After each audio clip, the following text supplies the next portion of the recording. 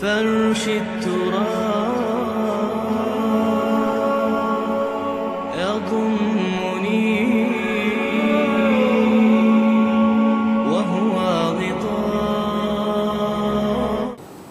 اور سب سے اہم متفق علیہ روایت. متفق علیہ کیا؟ وہ تو حضرت عمر سے بھی مروی ہے، ابن عمر سے بھی مروی ہے، ابن عباس سے بھی مروی ہے، ابو ہریرہ سے بھی مروی ہے، عبداللہ ابن مسعود سے بھی مروی ہے رضی اللہ تعالی عنہ اجمعین.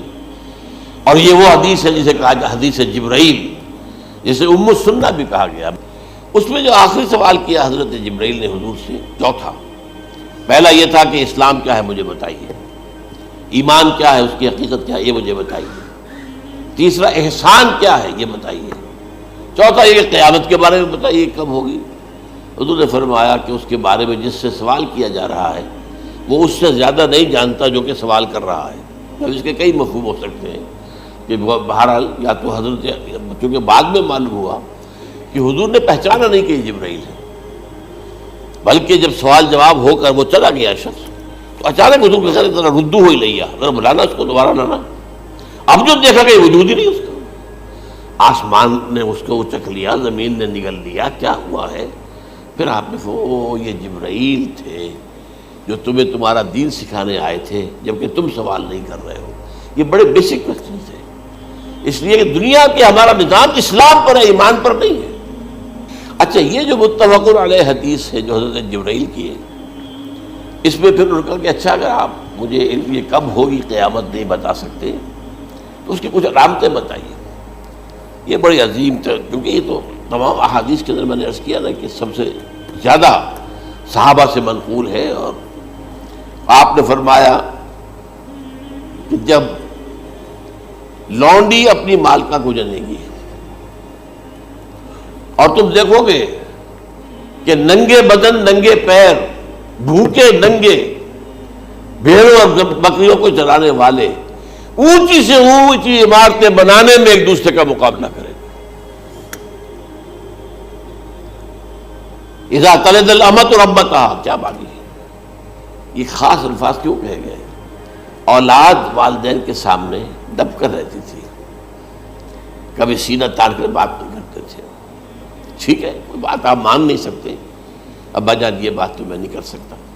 یا فرض کیجئے کہ وہ آپ کو کسی نیکی سے روک رہے ہیں، کہ دینی کام سے روک رہے ہیں، ابا جان یہ تو میں نہیں کروں گا، یہ تو دین کا فرض ہے. یہ کہیں آپ، اور ڈٹ کر کہیں اور جمیں اس پر، لیکن یہ کہ کوئی سرکشی کا انداز نہ ہو. ایسا نہ ہو کہ اپنے جناب سینے کو تان کر کے کھڑے ہو جائے، میں نہیں کروں گا، یہ نہیں، یہ غلط ہو جائے. اچھا، اولاد میں بیٹی جو ہوتی تھی وہ زیادہ سبارڈینیٹ، سبمسو، بات ماننے والی، کہیں بھی سر اونچا نہ کرنے والی. اور آخری دور میں کیا ہوگا؟ بیٹیوں سے مائیں ڈریں گی، انہیں ٹوک نہیں سکتی کسی بات پر، پتہ نہیں کیا بک دے گی، کیا بکواس کر دے. یہ تو ہمارے یہاں ہو گیا ہے، باہر کیا ہے وہ تو آپ یہ بھی نہیں پوچھ سکتے.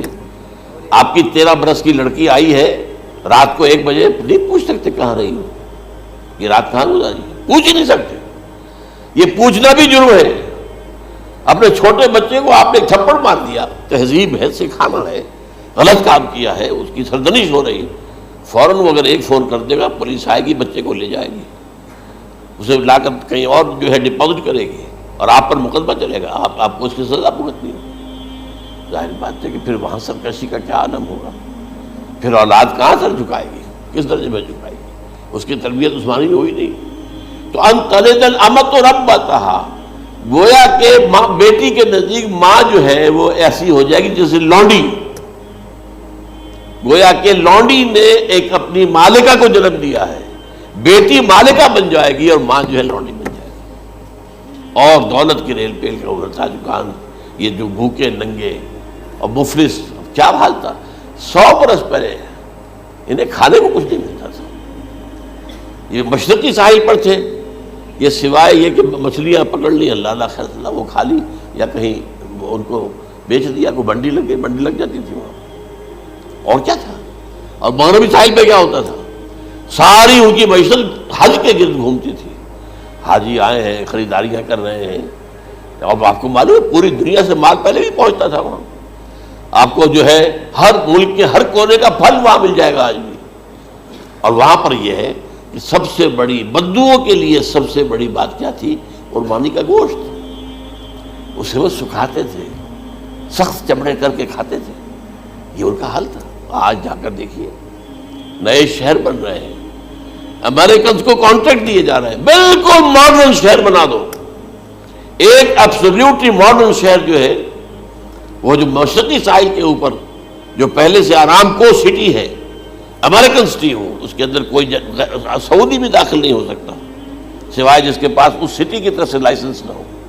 اور اس کی چار دیواری کے اندر، چار دیواری کیا فصیل کے اندر کہی ہے، جو چاہو کرو، کوئی تم پر پابندی نہیں. ننگے نہاؤ، تالاب ہے نہا رہے، ننگی عورتیں ننگی مردیں نہا رہے، کوئی پوچھنے والا. اب اسی قسم کا ایک سٹی آباد ہونا جا رہا ہے مغربی ساحل پر، جدہ اور ینبوع کے درمیان.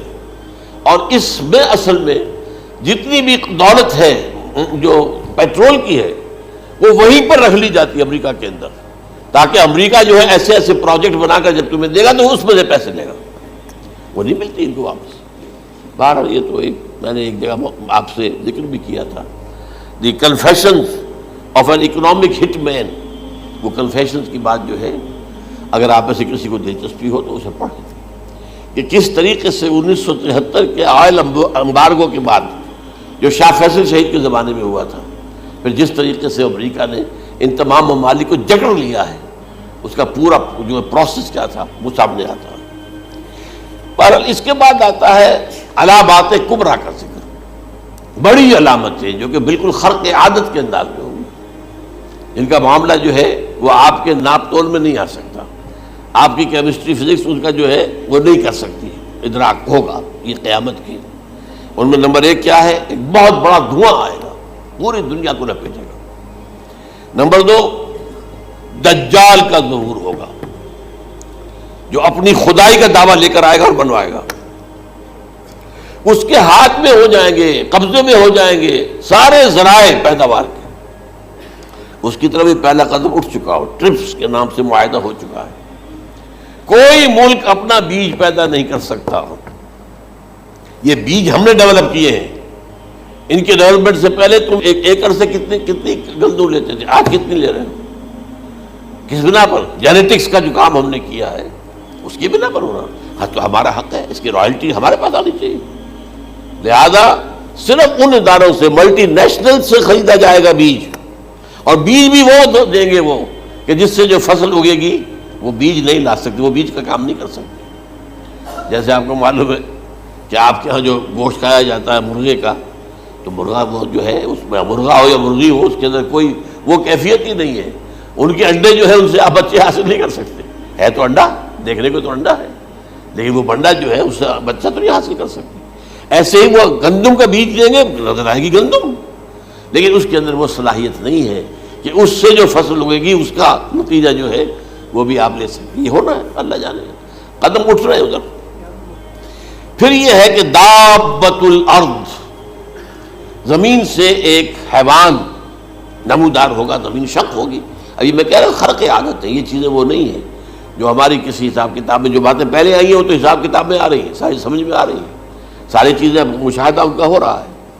لیکن یہ ہے کہ دابۃ الارض، یہ کہتے ہیں کہ کوہ صفا، اس میں تو نہیں ہے حدیث میں، کوہ صفا پھٹے گا اور اس میں سے ایک حیوان دابہ وہ ظاہر ہوگا.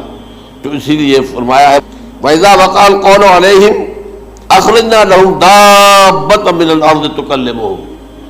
تو ہم اندر سے پیٹ کے چیر کر زمین کے پیٹ کو ایک حیوان کو برآمد کریں گے جو انسانوں سے بات کرے گا، گفتگو کرے گا. نمبر 4، طلوع الشمس من المغرب، یہ بھی خرق عادت. سورج تو طلوع ہوتا ہے مشرق سے، غروب ہوتا ہے مغرب میں، لیکن اس وقت معاملہ الٹا ہو جائے. یعنی جو کائنات کے اندر جو گڑبڑ ہوگی کچھ سمجھ میں بات آتی ہے کہ یہ معاملہ جو ہے یہ تو اس پورے سولر سسٹم کو اگر بدل دیتے ہیں تو مشرق مغرب ہو جانا، مغرب مشرق ہو جانا، یہ بالکل سمجھ میں آنے والی بات ہے. اس کے بعد ہے عیسیٰ ابن مریم کا نزول، جس کے بارے میں آج میں نے گفتگو کی ہے تفصیل سے. یہ نزول ہونا ہے، یہ علامات قیامت میں سے حضور نے بیان فرمایا ہے، اور قرآن مجید کی جو اصطلاحات ہیں اس کے حوالے سے میں نص قطعی جو ہے وہ میں آپ کے سامنے رکھ چکا ہوں. پھر یاجوج ماجوج کا ایک معاملہ ہے، یہ میں ابھی اس وقت زیادہ اس پر بات نہیں کر سکتا۔ حضرت عیسیٰ علیہ السلام کے نزول کے بعد دو کام ہوں گے، یہودیوں کا قلع قمع ختم، تمام یہود، ایک کام تو یہ ہونا ہے، اور نمبر دو عیسائیت کا ختم ہو جانا۔ عیسائیت کی نفی کر دیں گے، بھائی تم مجھے خدا کا بیٹا بنائے بیٹھے ہو، میں تم خدا کا بیٹا نہیں ہوں، میں تو اس کا بندہ ہوں، رسول ہوں، میں نے تم سے کب کہا تھا کہ مجھے خدا کا بیٹا بناؤ۔ نمبر دو یہ کہ وہ خنزیر کو قتل کر دیں گے، یعنی یہ تم نے خنزیر کب سے کھانا شروع کر دیا؟ میں تو تم کو نکاح اجازت دے کر گیا تھا، یہ تو شریعت موسوی میں حرام تھا، اور میں کہہ کر گیا تھا کہ یہی شریعت تم پر لاگو رہے گی، ہاؤ کم تم نے کیسے؟ آج بھی بہت سے رومن کیتھولکس جو ہے وہ سور نہیں کھاتے، وہ اس میں ہے ان کے اندر کچھ نہ کچھ بات جو ہے جو حضرت عیسیٰ کی تعلیمات کا کچھ اثر ان کے ہاں ہے۔ اس کے بعد یہ ہے کہ یاجوج ماجوج، اصل میں بتا رہا تھا آپ کو کہ جب عیسائیت بھی ختم ہو گئی، یہود ویسے ختم ہو گئے، استیصال ہو گیا، جڑ کٹ گئی، اب عیسائیت گویا کہ اسلام میں ضم ہو گئی، عیسائیت مذہب ختم، یہودی خود ختم، اب یہ طاقت کتنی ہو جائے گی؟ تقریباً 2/3 دنیا آ گئی، تمام اب عیسائی 2 ارب کے قریب ہے، 1 ارب 90 کروڑ ہو گئے، یا مسلمان بھی 1 کروڑ 50-60 لاکھ ہیں، دونوں کو جوڑ لیجیے کتنے ہو گئے؟ 6 ارب کل آبادی ہے۔ لیکن اس کے بعد آتا ہے یاجوج ماجوج کا خروج۔ یہ یاجوج ماجوج میرے نزدیک چائنا اور رشیا ہے، ان کی مجموعی طاقت اتنی ہوگی، اور یہ اس طرح آئیں گے ہر اونچائی پر سے اترتے ہوئے، پھسلتے ہوئے، جیسے 1962 میں جب وار ہوئی تھی بٹوین چائنا اینڈ انڈیا 1962 میں، تو وہ اس وقت کا نقشہ مجھے آج بھی اخبارات میں پڑھتا تھا تو یاد، waves after waves of Chinese soldiers were coming down the slopes of Himalayas۔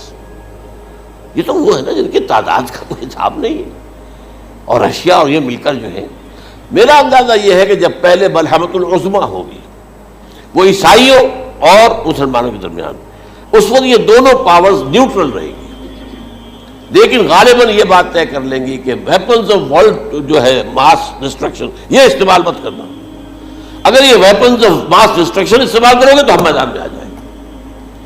اس میں وہ جنگ جب ہو چکے گی، پھر حضرت عیسیٰ کو فتح حاصل ہو جائے گی، اور پھر یہ کہ یہودیت ختم ہو جائے گی، عیسائیت بطور مذہب ختم ہو کر اسلام میں ضم ہو جائے گا، پھر وہ 40 برس کا عہد حکومت ہے حضرت عیسیٰ علیہ السلام۔ لیکن جب یہ فتح ہو جائے گی ان پر، اب یاجوج ماجوج آئیں گے، اور اتنی تعداد میں آئیں گے کہ بحیرہ طبریہ جو ہے اس کا سارا پانی پی جائیں گے۔ یہ تو اگر آپ کو کبھی اندازہ ہو یا کوئی آپ جانیں ان لوگوں کو جو ان چینیوں سے واقف ہیں، وہ کہتے ہیں زمین پر ہلتی ہوئی کوئی چیزوں سے وہ چھوڑی چھوڑ کے کھا جائیں گے، جہاں وہ جاتے ہیں ایز اے لیبرر، وہاں کے جو سارے کتے ہیں ختم، ساری بلیاں ختم، ہر شے، وہ جو سانپ کھاتے ہیں، ہر چیز کھاتے ہیں، اور یہ تمام ایسٹرن کنٹریز کے اندر ہوتا ہے، بڑی ڈیلیشس ڈشز ہیں یہ سانپ وغیرہ وغیرہ، اور یہ جس طرح کھا جائے، پانی پی جائے، ایک قطرہ نہیں رہے گا اس پر۔ تو پھر جو ہے اللہ تعالیٰ اس وقت جو ہے اس میں ایک ایسی بیماری پیدا کرے گا، یہ سب مر جائے، یہ معجزے سے ہوگا، یعنی ان کے اوپر فتح جو ہے وہ عام لڑائی کے ذریعے سے نہیں ہوگی، بلکہ اس کے اوپر فتح جو ہوگی وہ اللہ تعالیٰ سے ہوگی، ایک بیماری پیدا ہوگی، سب مر جائے گا، اور اس کے بعد اللہ تعالیٰ ایسے پرندے بھیجے گا بڑی لمبی لمبی گردنوں والے، وہ ان سب کو کھا جائیں گے، جیسے ہمارے ہاں گدھ ہوتے ہیں، وہ ان کو صاف کر دیں گے۔ ورنہ تو یہ ہے کہ پوری دنیا کے اندر جو بدبو اور جو پیدا ہوتا معاملہ اس سے، تو اس نوع انسانی کی بقا ممکن نہیں تھی۔ ان کے خاتمے کے بعد پھر یہ ہوگا کہ حکومت اسلامی جو ہے پوری دنیا میں حضرت مسیح علیہ السلام کی ہوگی، 45 برس وہ رہیں گے، اسی میں وہ کہلن بھی آ جائے گا، وہ فی المہد و کہلن جو میں نے شروع میں بیان کیا تھا، اسی میں پھر یہ ہے کہ وہ شادی بھی کریں گے، ان کی اولاد بھی ہوگی، اور پھر ان کا انتقال ہوگا تو حضرت حضور صلی اللہ علیہ وسلم کے حجرے میں، وہیں پر جہاں حضور اور ابو بکر اور عمر رضی اللہ تعالیٰ عنہم دفن ہے، وہیں پہ ان کو دفن کیا جائے گا، اور قیامت کے دن حضور فرماتے ہیں کہ میں اور یہ تینوں ساتھ نکلیں گے۔ تو یہ ہے والات و واقعات۔ هي الحلقات تحفظني بآيات من القرآن هي الحلقات تملأني بحب المصطفى العدنان.